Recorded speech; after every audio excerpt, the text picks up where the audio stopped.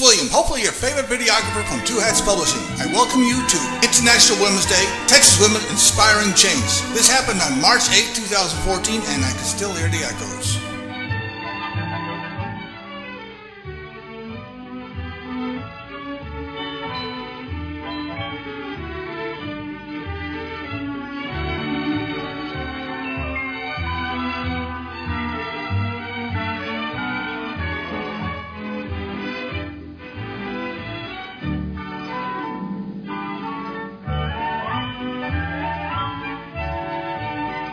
We have a great speaker coming up.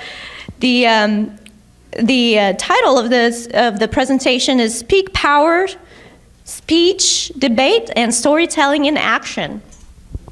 Vanessa Mercado Taylor is a visiting scholar of drama at El Centro College. She holds a Master of Fine Arts from Ohio University, is a company member with Caramilla Theater, and is the founding artist director of Limehouse Theater, and a member of Tanto Teatro Alianza, or Teatro Alianza, of North Texas organizations. Vanessa is a strong believer in the importance of storytelling to social movements and the power of theater to create a space where the possible becomes tangible. Please help me welcome Vanessa Mercado Taylor. Thank you so much. It's wonderful to be here. Thank you, Mia, for having me, and thank you all so much for listening.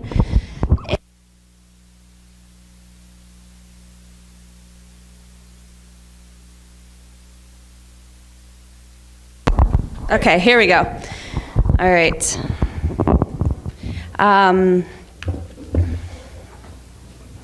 So it's such an honor to be able to share the stage with these wonderful women, and particularly going after this wonderful performance. I got choked up there at the end, the final song, because actually the reason why I'm an activist is very much connected to, I think, the message of that song. So like Mia said, my name is Vanessa Mercado Taylor. I have a BFA in performance, a master's in fine arts and directing, and I am lucky enough to be teaching drama and humanities at El Centro College, where the students are fantastic, and they continue to inspire me every day to try to find solutions and to have interesting conversations and to create work where they can really feel like they have a voice. Because when I was growing up, I didn't feel that. I grew up not really seeing myself in entertainment. I never saw any Latinas unless we were maids or prostitutes or mamas, for the most part. We were very flat characters. I never saw myself.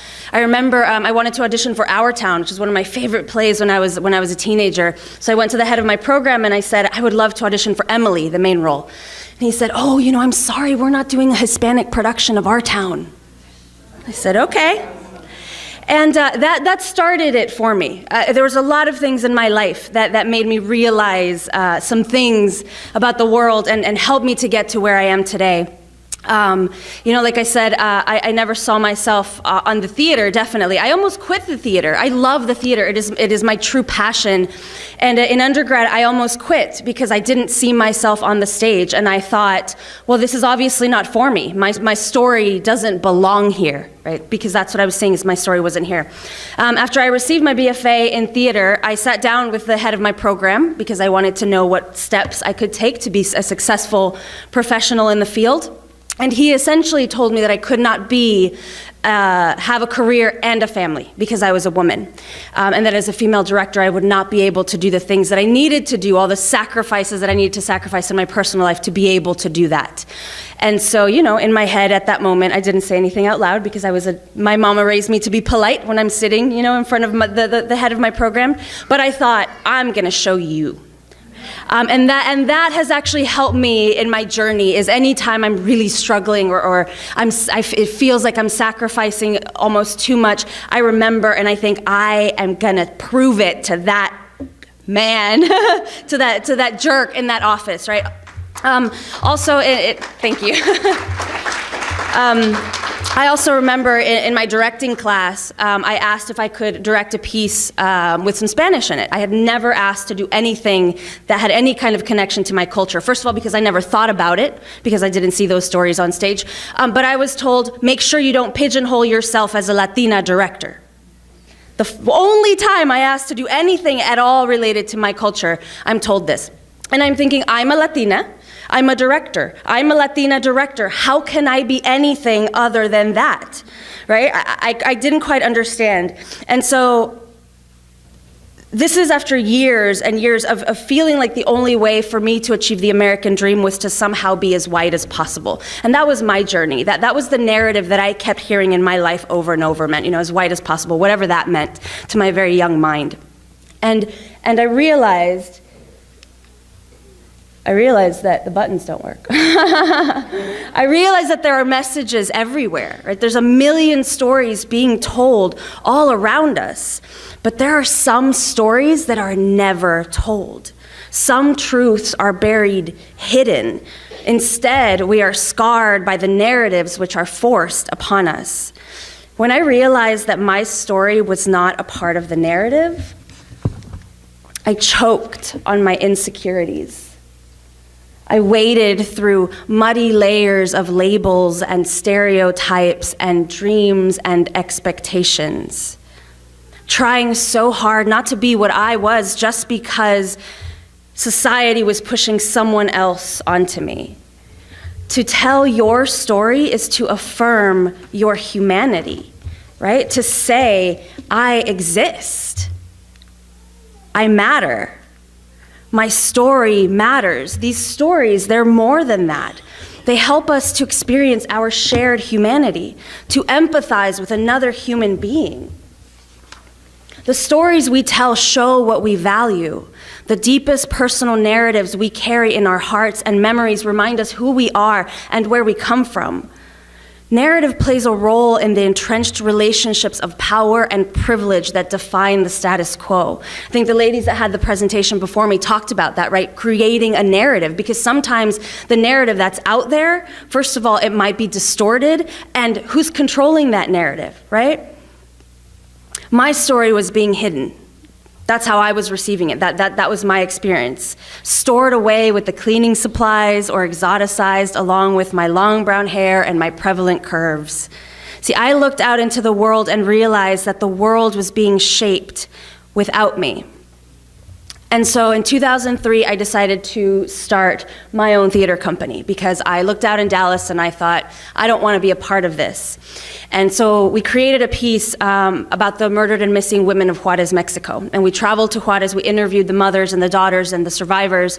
We heard about the stories, we heard all the possible reasons that could be causing it. We learned about NAFTA, and we helped to raise awareness in our own community and to raise money for the women in Juarez who were helping to provide care for the children that were left behind, also to helping to advocate for these women in the justice system. And I found something in that moment. I realized for the first time that the stories on stage had power, and I hadn't realized how much power I had given them in my own life, that they had formed my own identity.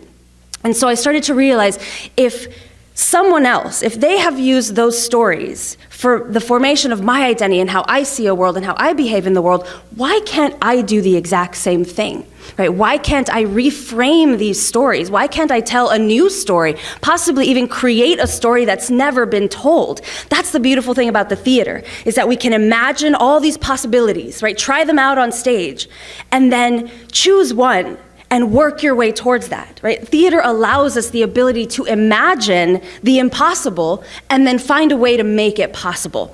And as soon as I realized that power, it took me a long time to realize that I had the power to write a new story. And when I discovered that power, I found other people like me, women and men just like you, who shared my frustration, who shared in my passion for change, for action, real action. So why do I tell you about my story? If you notice, everyone who's come up to the podium has told some sort of personal narrative, right? We don't just come up here and just talk facts at people for the most part. Everyone has shared a personal story or a story of something that they've heard or someone else. Even through music, we share stories. Storytelling is vital to creating action. If you look back at the most successful political actions and social movements, they are intrinsically tied to storytelling. Either through music, visual arts, theater, and now things like film and technology, narratives help us to empathize. And once we understand another human being, we can begin to understand their actions. My paper's sticking. Because behind every story of struggle, there is a framework. There is a structure, structures, systems, institutions, stereotypes, labels. Behind every individual, there is a society. Change agents must understand the histories and institutions that underlie contemporary social systems, as well as how these histories and institutions shape culture and ways of collectively making meaning. See, a narrative analysis of power encourages us to ask some very important questions. Which stories define cultural norms? Where did these stories come from? All these papers I have to flip, sorry. Whose stories were ignored or erased to create these norms? And what new stories can we tell to more accurately describe the world that we see? And this is something that I try to focus on. And here's another very important question, perhaps the most important. What are the stories that can help create the world we desire? And this is what I try to do in my work. We actually just opened, I have one of the cast members here, a fantastic young woman who acted in For Colored Girls Who Have Considered Suicide When the Rainbow Is Enough by Ntasake Shange, which we just produced at El Centro College. And that story, it came about in the 1970s as a response, first of all, to mainstream feminism, but also as a response to the stories that were not being told. Right? For Colored Girls is for colored girls in a time when there were no stories for colored girls. Arundhati Roy said at the 2003 World Social Forum, he said, "Our strategy should be not only to confront empire, but to lay siege to it, to deprive it of oxygen, to shame it, to mock it with our art, our music, our literature, our stubbornness, our joy, our brilliance, our sheer relentlessness, and our ability to tell our own stories, stories that are different from what we're being brainwashed to believe." I hope that everyone here is fortunate enough to find artists and storytellers that connect with your mission and your particular vision of change. If you don't have these connections, I hope my presentation will encourage you to do just that, because cultural organizing is essential to movement building and social change. So raise your hand if you know what cultural organizing is, for all my brave souls. A couple of you guys, okay, you might sort of know what cultural organizing is. Let me give you a really simple explanation of it. It's the strategic use of art and culture to change and shift policies and practices. Seems very simple, right? So why am I talking to you about storytelling? Storytelling has, for a long time, worked hand in hand with agents of social change.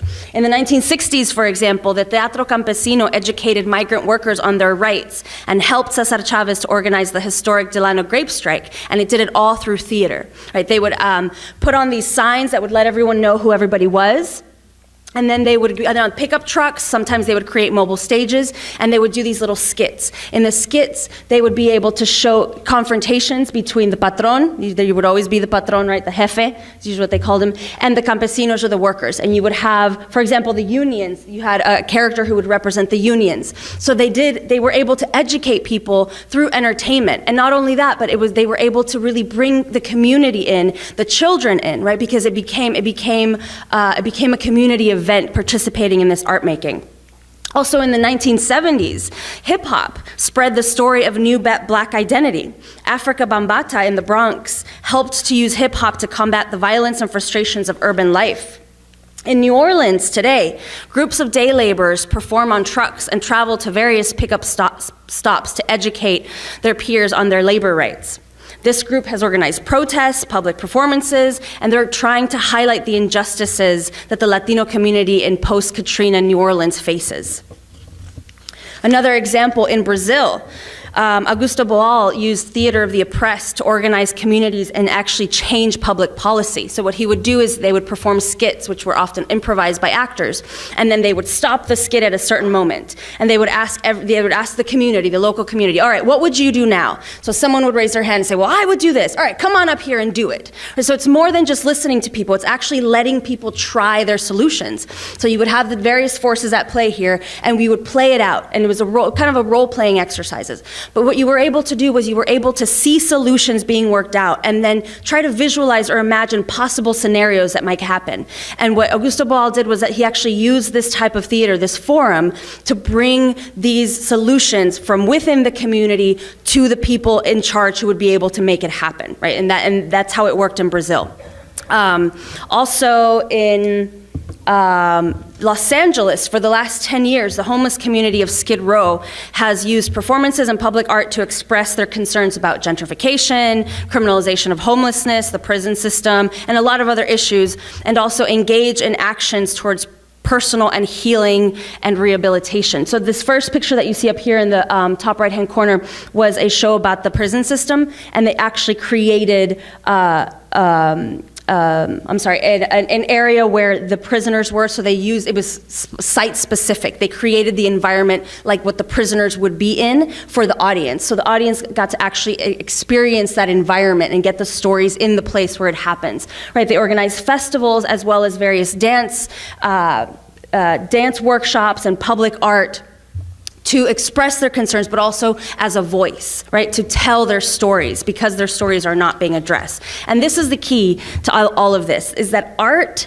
can be your stealth ninja, because sometimes art can sneak into corners where organizers and activists, for various reasons, usually because of politics or ideology, where they can't.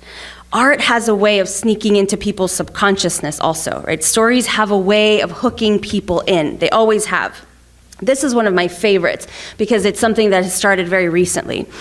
Because now art and technology can create campaigns like we have never seen before and interactions like we have never seen before. In 2013, an immersive, interactive story brought together thousands of people from all over the world in what is called social benefit storytelling. It allowed people's participation inside of a story to do actual good in the real world. So you guys remember the Pick Your Own Adventure books? Right? Imagine Pick Your Own Adventure theater, where the decisions that you're making are actual actions in the real world that have real world impacts. Excuse me. So as participants, you might be solving a mystery, right? And you would use something called transmedia, which is storytelling on multiple platforms. So you would receive parts of the story through blogs, through email, on text messages in your phone, and also through real life interactions with actors and other participants. And the great thing about this is that it allows you to work with massive amounts of people in actions, but it's a huge part of it is the entertainment aspect, right? The storytelling aspect of being involved in an actual narrative. And there's a great video on their website. This is called Conspiracy for Good. And you can see it was a massive project with lots of sponsors and lots of money. But I'm very interested in how this kind of experience can translate to a micro level. How can we work with this kind of event in our communities? So what if we could create actual real change in the real world, and all people had to do is play a game or interact with a group of actors? Because it's happening. Storytelling is helping us to visualize a new type of activism, one that takes into account how we engage with our world in the 21st century. Maybe you don't know anything about art and organizing or cultural organizing. So I have a couple of resources to get you started at least. The first one is a great book called Making Waves, A Guide to Cultural Strategy from the Culture Group. And it explains how to begin building partnerships between artists and organizers. And also it's a very good starting point for any organizer looking to move beyond short-term policy wins to long-term change. And their website is very, very helpful, the Culture Group. They have tons of resources. They have various narratives. They have various books. And most of it is very inexpensive if you can also access some of this for free. So this is a great website, theculturegroup.org. I just wanted to throw that up there in case anyone wanted that resource. Also, there's another book, which is great, It is called Reimagining Change: How to Use Story-Based Strategy to Win Campaigns, Build Movements, and Change the World. It's that easy. That's all you gotta do. Just gotta get yourself a book. It explores how culture, media, memes, and narrative intertwine with social change strategies and offers practical methods to amplify progressive causes in the popular culture. This is another great tool that a lot of people don't know about that is very exciting to me. It's called Open Space Technology.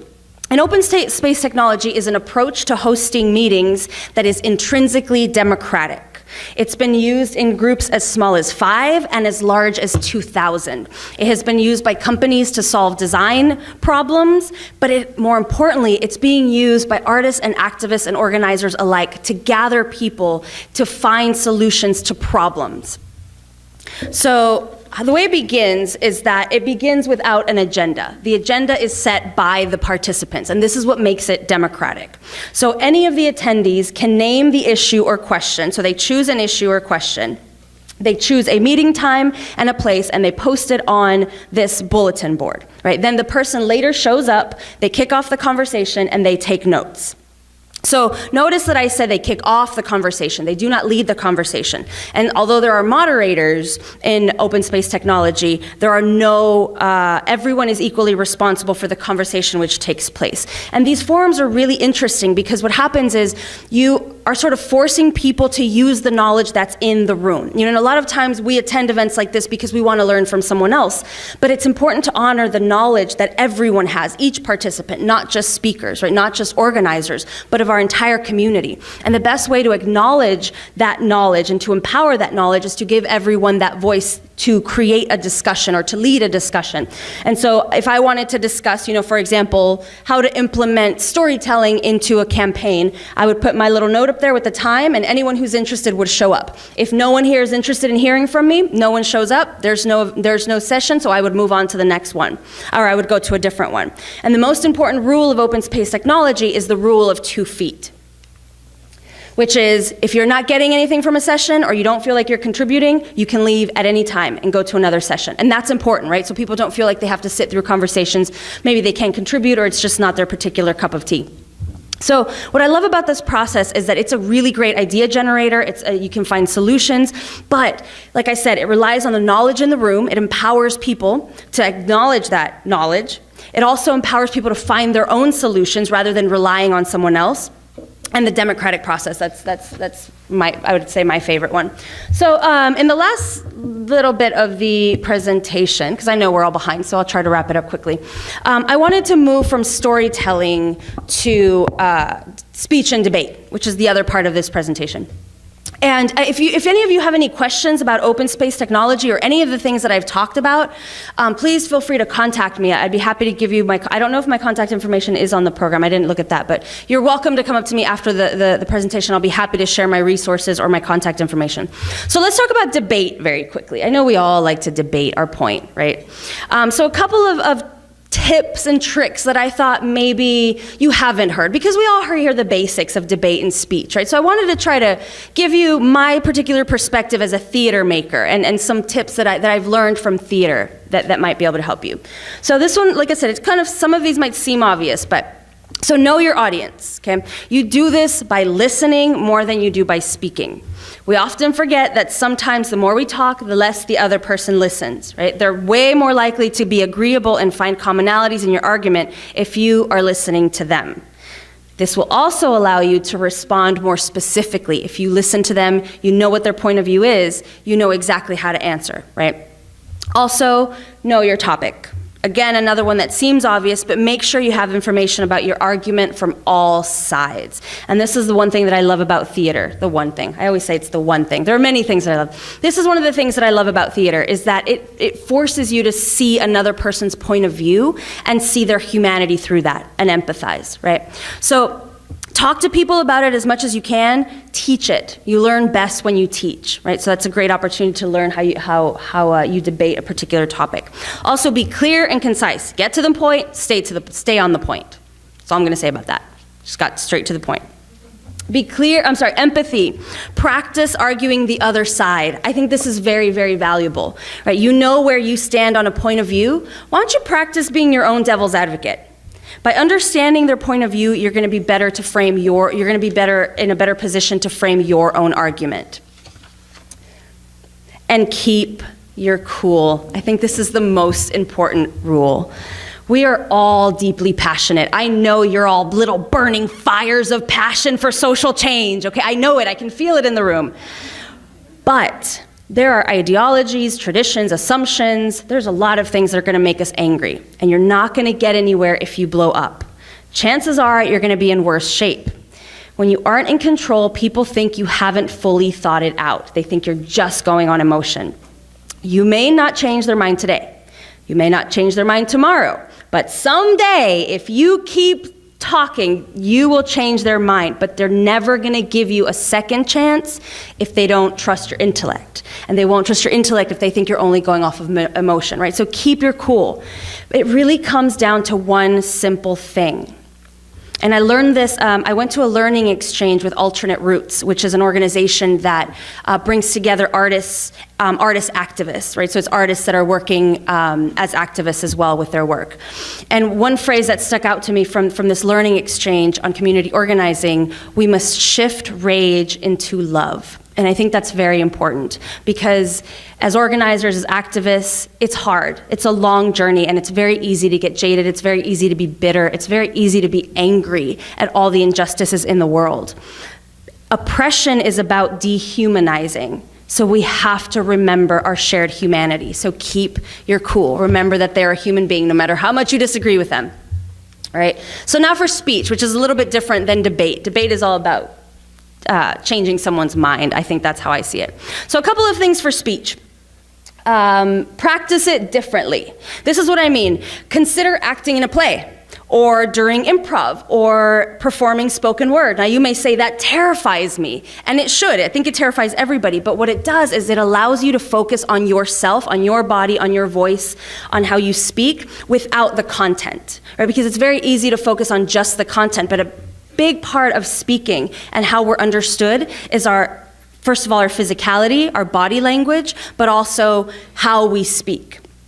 So you'll learn to use your voice and your body. You might tackle that stage fright, and you're probably going to build a network of really interesting individuals along the way if you engage in the arts and you do some training that way. Remember that you never purposely pick a boring movie, right? You don't say, I'm going to go out tonight and be really bored. We all want to have fun, even when we're learning, even when we're doing something important. We hope that all important work is also fun in some way. Maybe it's rewarding and that's what makes it fun. But keeping people's attention is key. If they're not interested, they're not listening.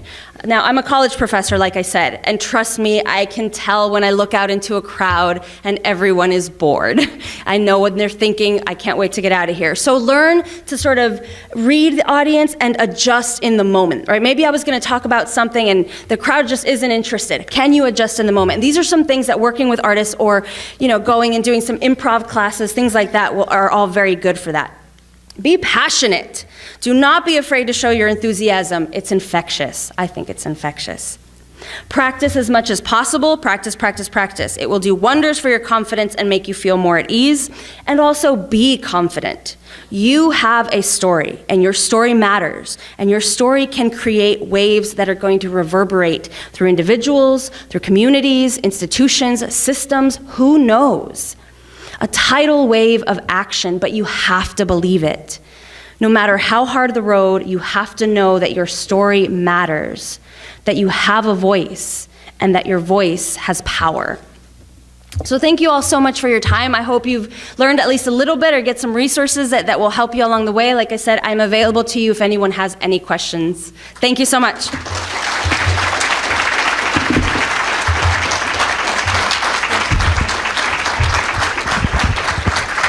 Thank you, Vanessa. Appreciate it. We're gonna keep the lights down. I know everybody's getting tired, but we are 15 minutes behind, so hopefully that's not too bad. We have an exciting presenter coming up, and I'll go ahead and introduce her while our assistant Cece here can work her magic on the computer. So Sarah Slayman, she drove here from Houston, Texas, right? Houston, Texas, to be here with us to celebrate International Women's Day in Dallas. Thank you. We love the attention in North Texas, so thank you for coming here.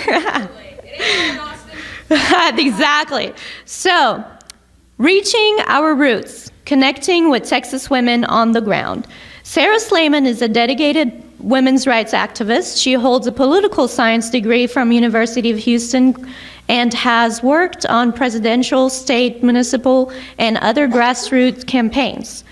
Sarah works as the field director of the Fort Bend County Democratic Party, following her publicized testimony during the 83rd Texas legislative session as part of the coalition campaign, which fought the passage of the summer's anti-abortion bill. So I'm going to go ahead and show you a quick video just to re-energize everybody in here and to refresh your memory of last summer. Sarah Slayman drove at 5:30 in the morning, if not earlier, to get there at 5:30 in the morning in Austin to testify in front of the Health and Safety Committee, which hopefully everybody knows of the bill that came up, anti-abortion bill that the legislators put out there last year, and she was removed from during her testimony, interrupted and removed. And this is a democracy over here, so I just wanted to kind of remind you of the issues that we keep seeing happen and that shock us still today, because I think that was done 100 years ago when the suffragists were removed from in front of the White House. So let's show you the video.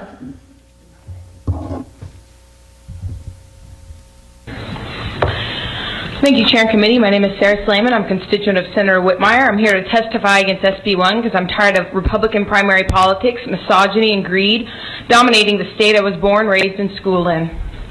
And you know, I had some really eloquent remarks written out, but you guys have just worn me down all day with all this terrible science and glad-handing. And to be frank, I get to move to New York next month, so I don't have to live in fear of you Texas legislators anymore and what you're going to do to my education system or my health care system, because I'm going to a state that doesn't kill its own inmates. That's how pro-life it is up there. I will thank you, though, first. It was destiny that you would discriminate against us and try to force your way inside the bodies of Texas women. Thank you for finally working against us women so publicly and not in the shadows like you're used to. Thank you for every single bad press conference with your bad information. Thank you for every hateful statement degrading women and girls to sex objects and broodmares and bald eagles and leather wallets like your eloquent pro-life supporters have done today. Thank you for being you, Texas legislature. You have radicalized hundreds of thousands of us. And no matter what you do for the next 22 days, women and their allies are coming for you. Let's start down the line. Senator Campbell, you're an ophthalmologist, so I won't be making you the expert on reproductive health. We can give you all the children with chlamydia and herpes in their eyes since we don't have sex ed in this state. And Senator Hagar, you're about as helpful. You are about as, excuse me, this is my government, ma'am. I will judge you. I will judge you, ma'am. Is this counting against my time? Yes, it is. The senator talking against me? Yes, it is. Okay. Well, I will just go ahead and talk over her. And this is how big of a fraud I knew you were for being so proud of these proceedings all night. It's a low bar that you hold yourself to, that you simply allowed us to speak. And I will speak against an ophthalmologist who says, everyone on the internet can see what you're doing right now. This is a farce. The Texas legislature is a bunch of liars who hate women. These men Our next witness is Gary Oldham. Is Gary Oldham here? Go ahead. So everybody, Thank you. My name is please Gary Oldham. I live in... help me welcome Sarah Slayman.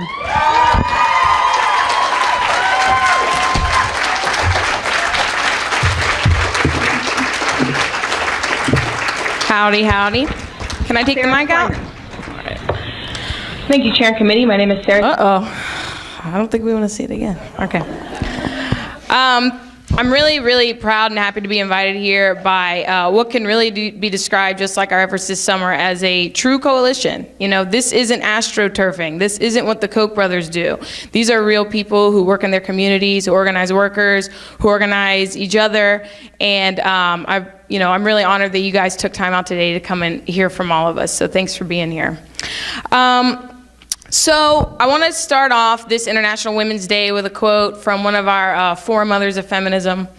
"The world has never yet seen a truly great and virtuous nation, because in the degradation of women, the very fountains of life are poisoned at their source." And that's by Lucretia Mott.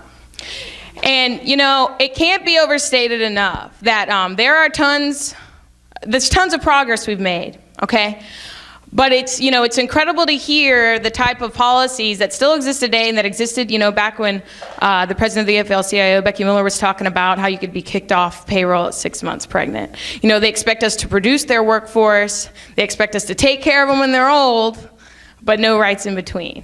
That's why we're kind of stuck in all these same old problems that keep coming up in all these different parts of the world with women, because we're not allowed great and full and equal participation, even today. You know, I look at this room and I see women who fight against all kinds of struggles, inside of their home, outside of their home, struggles they were born with, struggles that were put on them to try and make a difference. But I have to echo the comments of some of the speakers before me that it doesn't help when everywhere you look, every institution is dominated by men. Okay, and so this is a nonprofit event, but I do want to echo the calls of people to go out there and start voting. We don't just have the lowest turnout in Texas, we have the lowest female turnout in the nation. It's shameful, okay? We really got to work on that. So I was invited here today to talk about my work in coalitions and my work in campaigns. And the coalition this summer was not the first successful coalition that I'd been involved with. Like my bio says, I've worked in the party, I've worked outside of the party, I've worked in Occupy, I've worked in non-hierarchical, horizontal organizations. And that can only be better for you. So when we have events like this, where we get together and we scare shill sets and we put together, we put aside our internal politics and meet new people and new politics, it's only going to enrich you. That's what you have to keep doing. In 2011, in my city of Houston, Mayor Anise Parker, who's a great gal, I love her, had gotten together, unfortunately, with some business interests and decided that she wanted to pass an anti-feeding ordinance in Houston, which would make it illegal to serve homeless populations food. You couldn't serve more than 7 people at a time. And I don't know how many of you have ever been to Houston. We have one of the biggest homeless populations in Texas. Any given night, there's about 25,000 homeless people on the street. For many, many decades, individual groups and churches have been going around and feeding those groups. This was a move to make our city streets look really clean when people came to visit to decide to bring business there, spend money there. And although I loved Anise, and she was a Democrat, and she'd done some great things for the city, we had to go ahead and build a coalition against our mayor. We had to round up all communities of faith who felt like their religious freedom wasn't being impinged on. My faith says that charity is a part of my obligation. How are you going to tell me I can't give somebody a sandwich or 6 of their friends a sandwich? So it required us to work with Republicans. It required us to work with city council members who'd fought against us in the past. And by April of 2012, Mayor Parker passed a drastically reformed version of that bill that really was, in all intents and purposes, completely ineffective. You no longer had to get a certificate to feed people. You can no longer be arrested or fined for feeding people. And we guaranteed the rights of the folks who had been taking care of these communities that our shelters and food banks could not anymore. We guaranteed their rights to remain. And that was one of the first times where I realized, no matter how strongly I feel about my ideology, coalition work is where it's at. And I continued that coalition work when I did my work as a lobbyist for the Texas Coalition Against the Death Penalty. And one of the reasons I'm so bitter and angry in that video is because I just spent the entire previous session lobbying all Republican and Democrats to support Representative Jessica Farrar of Houston's death penalty abolition bill. Hey, these are our pro-life friends, right?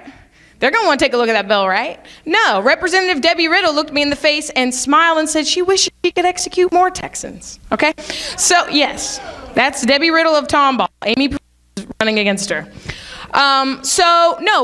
We got our regular sponsors, Lon Burnham, who was just unseated, unfortunately, and, Jessica and our regular 2 signers. We couldn't get anything else done. It died in committee. Will never be seen again. We'll have to come back for the next session. And that was kind of my breaking point. I felt like damned if I do, damned if I don't. And since 2011, it had become increasingly difficult for me to imagine staying in Texas. I partner with someone who's not from Texas. We have a family and, friend support network outside of Texas in New York City. New York City was not an arbitrary choice. It wasn't a screw you Texas East Coast thing. It was, that's where we can go live and I don't have to worry about a doctor being forced to put a transvaginal, ultrasound probe in me just because I need my health care. And that's a reality for every childbearing age woman in this room since 2011. Forget 2013. I walk around this state every day fearing being pregnant because I'm not ready to have a baby. And I'm gonna have to go somewhere and sit down with someone and be patronized and then really penetrated against my will. That's state mandated rape, okay? So in 2011, a lot of nonprofits, women's health providers, grassroots activists, and complete newcomers who were appalled by that transvaginal bill started coming together.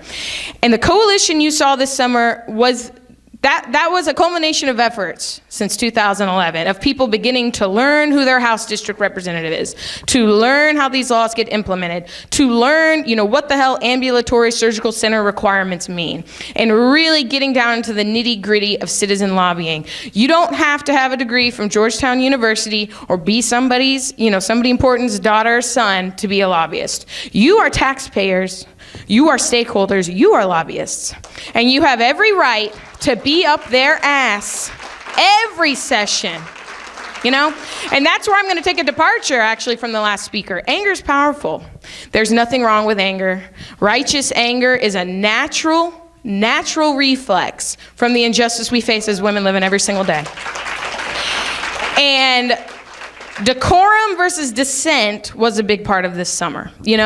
When I did that was my 3rd time testifying. I'd been up there for weeks, and it was after watching 11 hours of testimony where no matter how hard we played by the rules and read all the right statistics, they would allow anti-choice testimony to go up and insult us, give out misinformation, sometimes vaguely threaten us, and the same smiles and the same thank you for coming, and absolutely no recognition of the logical or well-done researched arguments that we've done. And so my intent, with my extemporaneous speech, and I did have the glorious benefit of having a speech and debate education in my Texas public high school, which unfortunately too many kids don't have anymore. I did the extemporaneous speech of my life, and I said, it's time for these MFers in my head to get their job review. It's time for a job performance review because we already knew how badly they screwed up in 2011 and it didn't matter. They decimated 2/3 of women's health funding. Clinics had been closing before this summer, okay?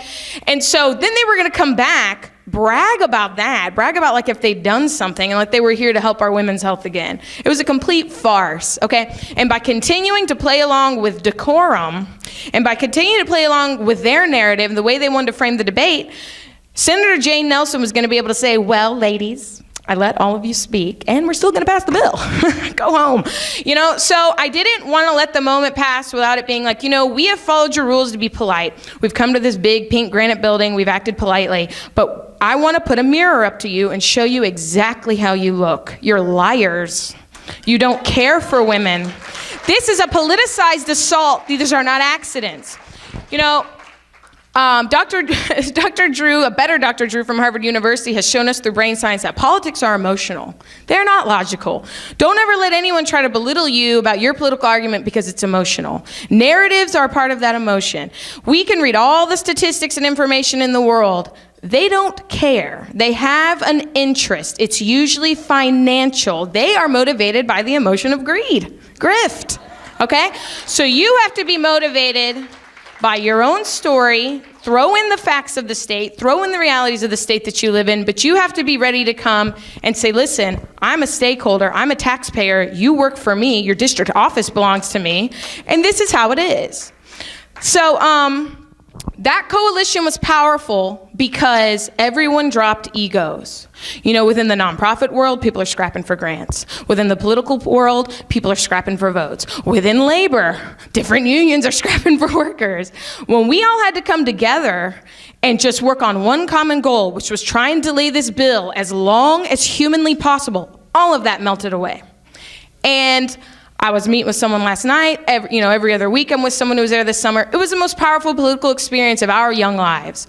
You know, people had been there, had been through it before, who'd fought for our rights in the 70s. They'd been through it. But for us, this was the first time we really began to lose rights that we'd been born with.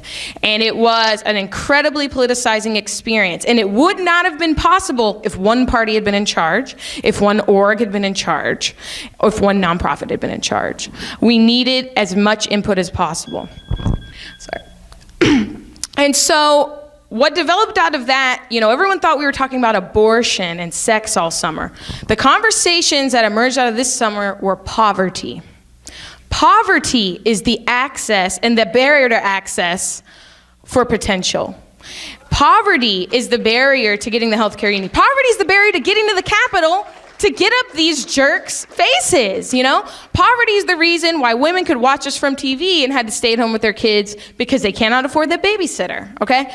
So, you know, however you feel about that topic, about the topic of this summer and any sensitivities around it, know that it ultimately comes down to access and class and inequality and all of those things that we're hearing about right now in the healthcare debates and in our wage inequality debates. An interesting thing happened this week. You know, our candidate for governor, happens to be female, was being interviewed by the Texas Tribune. You know, progressives here, those are supposed to be our friends, right? The Texas Tribune, those are our buddies, right? Evan Smith from the Texas Tribune asked Wendy Davis if she planned on playing the gender card in this election. And then he tried to play it off as a mistake when he'd asked Letitia Van de Putte the same question 3 weeks before. Funny that. So we were all watching this, and that power of social media that Denisha and Amy talked about came through. And we harped on Evan Smith, and we started the hashtag gender card. So I'm going to play my gender card by getting paid, 25 to 50% less than you every damn day for doing the same work. That's my gender card. I'm going to play the gender card by doing this work for 10 years. You know, I got national recognition this summer. I've been doing this work for 10 years. And I've had my gender cards guaranteeing the feedback on my breasts and my ass and my hair and my face, no matter where I go, where I organize. What an awesome privilege I have. So that's another thing about narratives. That's been a common theme of everyone speaking out about today. Their narrative cannot be our narrative any longer, okay? We live the realities of taking care of children who are unwanted. We live the realities of working at a job where it's $2.13 an hour, and if so-and-so who got to inherit a restaurant from his daddy doesn't know how to run the business and there's no customers all day, that's all you get that day is $2.13 an hour. Or having to rent booths and having no rights and no worker protection. That's our lived reality. And we can't come into the room anymore and say this is about our health. It's obviously not about our health. Abortion is one of the safest procedures you can have in the state of Texas. So don't be afraid to make people uncomfortable. And I know that anyone out here who's ever felt excluded, even from our own communities and our own politics, knows what I'm talking about. Perfect movements do not come out of just sunshine and happiness and immediate success. They come out of agitation. They come out of making people uncomfortable. Our first hearing where we ran Representative Byron Cook of Corsicana out of the room, He left the room, and we continued to have our own testimony that was listened to by one or two representatives. And something that we immediately had to do was recognize the makeup of the room. And the makeup of the room was mostly older white women. And there were about 5 or 6 women of color who just by lottery, by the way the names are getting called up, were not going to get to speak that night. We were already at midnight when we ran them off. We still had like 100 people left to go. So we had to come together a group and say, if people want to continue to testify, we have to let some different people stand up. and get their testimony on record, because this isn't right. And if you feel like you can do the right thing and sit down and not take your turn, let somebody different tell their story. Let's give them put that mirror back up and let them see more of their constituency. So part of building your narrative is taking into account of everyone who's there with you.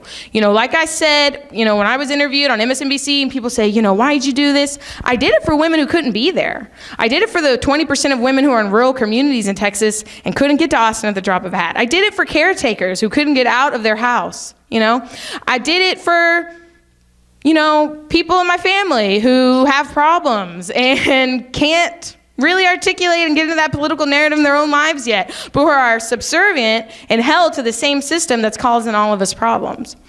So I encourage you to play your gender card. I encourage you to always immediately reverse the narrative. You come to an audience and they're expecting to hear one thing. It could be a really boring day, like the previous speaker was talking about. Flip it.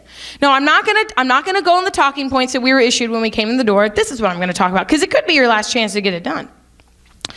The last part that I'm gonna finish with is that we have to do more of this.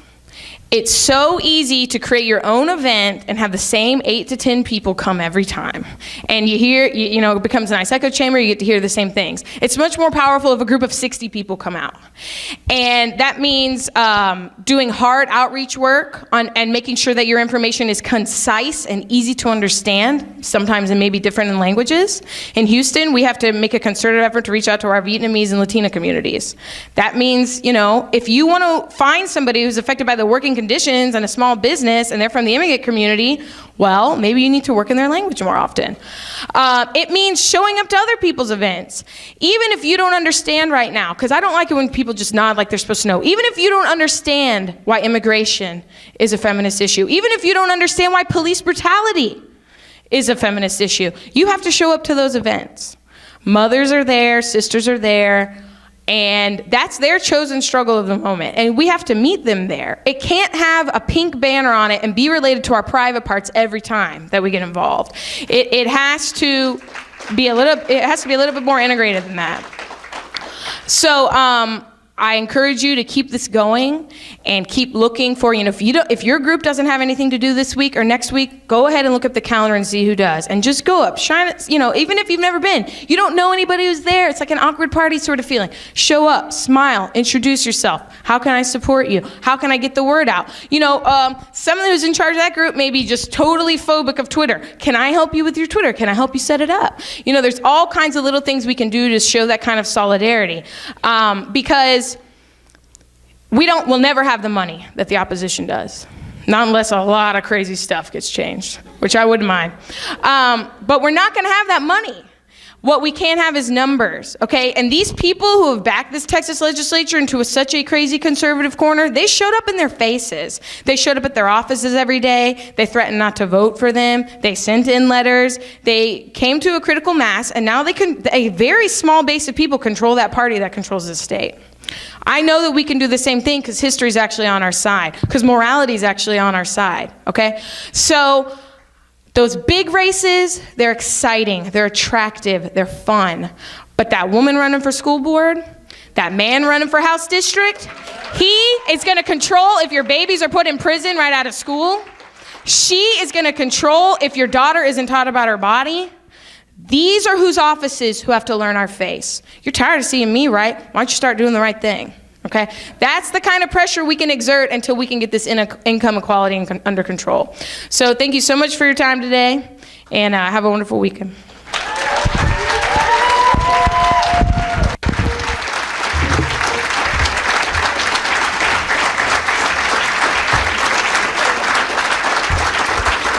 Wow. The amazing Sarah Slayman. Thank you so much. Thank you so much. Re-energized the room, don't you think? Don't you think? Are you ready to go and run and fight? Yeah, because I am. And I will be actually afterwards. So if y'all want to hang out, just let me know. Okay. So, wow. As a transition from what Sarah was talking about and encouraging us to do, I would like to recognize the courageous women that actually are within this space here and in Dallas, north, south, east, west. And I would like to recognize that we do have real powerful, courageous women that spend so much time and effort and sacrifice a lot for public service. So we really, really need to encourage them, support them, and encourage other women who want to and passionate about public service to pursue that and not say, oh, it's impossible, or oh, there's no way, or let's be positive and let's encourage our kids and our teenagers to look at those kind of careers that they are rewarding and that are much needed. So let me recognize elected officials here who signed in at the front. If you would please stand up. Nancy Mulder. Okay, she's not here, but we do recognize her. Bonnie Lee Goldstein. She had to leave as well. Katie Hubner. She left too? Okay. Any other elected officials here? Okay, they left. I know, it's a long. Okay, I want to recognize one of the most courageous, passionate women I've ever met, and that is Christy Lara. She is way at the back in the beautiful pink blazer. She ran a really tough race for the school board in Dallas, and thank you, Christy, for your courage and commitment to the public and for your continuous activism and everything that you do for us.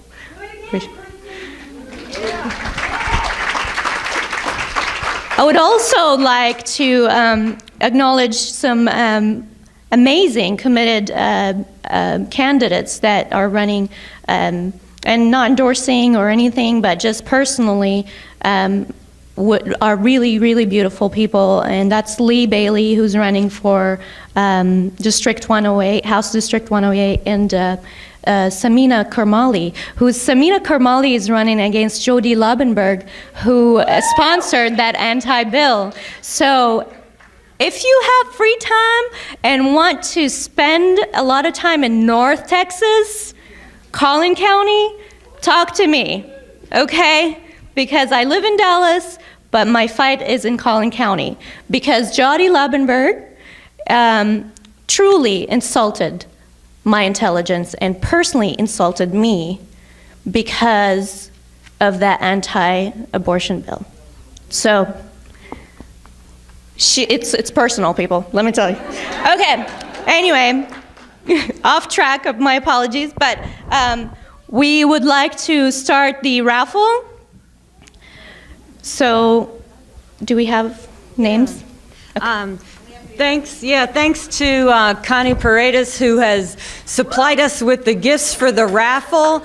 She will, I hope you didn't lose your ticket. Get out your ticket. She'll call your number and just raise your hand, and Helen will come and bring you your gift. And while that's happening, you want to come up here and say the number? Then we'll continue with the thank yous and the closing. I'm starting with the men because, they're outnumbered. Maybe just the number. Oh, no, this got in the wrong box, but Genevieve Eckstein. She here? Genevieve? What number? Genevieve. She left both tickets, so that's why I'm calling out her name. Oh, yeah. Genevieve? No. No number. They left. No number. Genevieve left, yeah. Okay. And then we have 971098. 971098. Nope. Okay. Next. Next. This is Christian Lowry, whatever. Sorry, I'm having issues there. No, not here either. Okay, Juan Cardosa. All right, Juan's here. Yeah. Yay!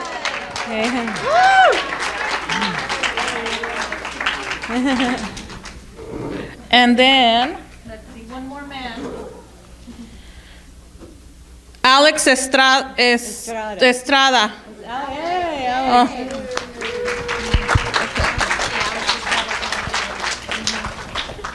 Okay. I'm going to pull 3 out here. 2. Okay, we have Maria Montserrat and Jay Kelly. Yeah, Maria's over here, Helen. She's over there. Jay Kelly.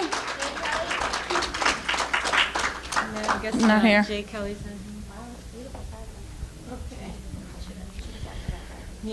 Bonnie Matthias. Yay! Benny Oh, that's Goldstein. Goldstein. Goldstein. Bonnie Goldstein. Bonnie I Goldstein. think she had to leave, right? Okay. Okay. Let's do this again. Number 971084. Yay!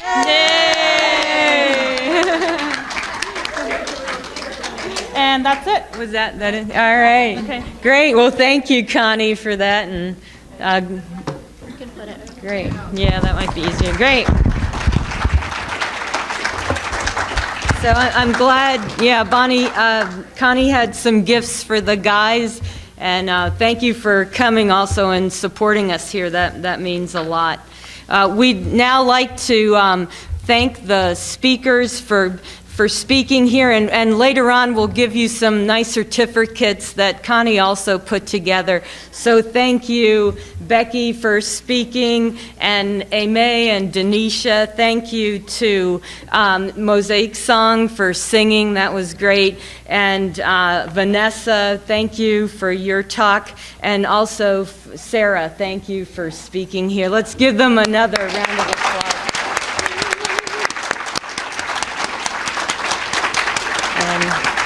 Our thank yous go on. Next, we'd like to thank Mark York, the Secretary-Treasurer of the Dallas AFL-CIO. Thank you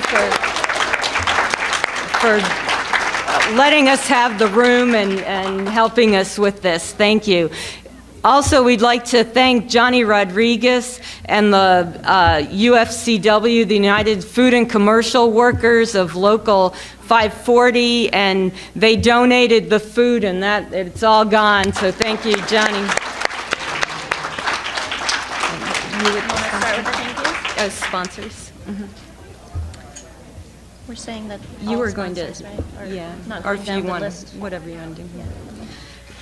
Okay, we also want to thank all the sponsors, all the organizations that participated and had the wonderful tables in the back. Thank you for your support, and we hope that you continue that support, and as well as bring in, for those who attended and saw how needed and great this event is, to sponsor us and continue supporting us and continue inviting more people to come in.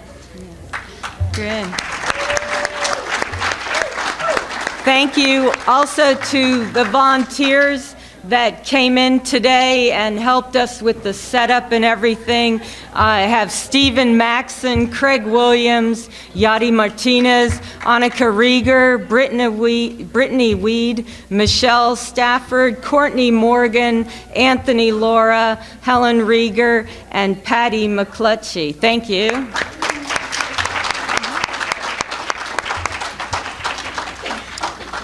But also, we'd like to thank the volunteers who organized this event with us, and that is Alexandra Bonifield, Judy Bryant, Edwin Hernandez, Cece Hutchings, myself, Vanessa Mercado Taylor, Becky Moeller, Mosaic Song, Farah Padamsi, and Connie Paredes, Denicia Powell, Rosemary Rieger, Sarah Slayman, Amy Twagirumukiza, love you, Mark York, and special thanks for all donations made by UFCW Local 540 for the food. They provided us with the food and beverages. Thank you to many of the volunteers who helped today happen. We also thank all women for whom we celebrate this day. And we'd also like to thank the videographer, William Dockery. Thank you. Yeah, thank you also to the photographers that were here, Jean Lance, Becky Kelp, and Jan Naxon. And last but not least, we'd like to thank you for coming and participating. We hope that you come away empowered and that you take action. That's what we'd love for you to do. Take action, organize, work for change, and make Texas a better place for all. And thank you. And we have Bonnie Mathias wanted to very briefly make you aware of something else going on. And The Dallas AFL-CIO, Dallas Central Labor Council, we are sponsoring a fundraiser. It is the Texas Hold'em Tournament on the 21st. If you'd like information, Mark has tickets, I have flyers. Please come see us. yay. Well, thanks again for coming. Event adjourned until next year. This is William, hopefully your favorite videographer from Two Hats Publishing. I hope you enjoyed this video. If you like it, please leave comments below, or like, follow, or subscribe to us and get notices of all our videos. We love it, even when you call.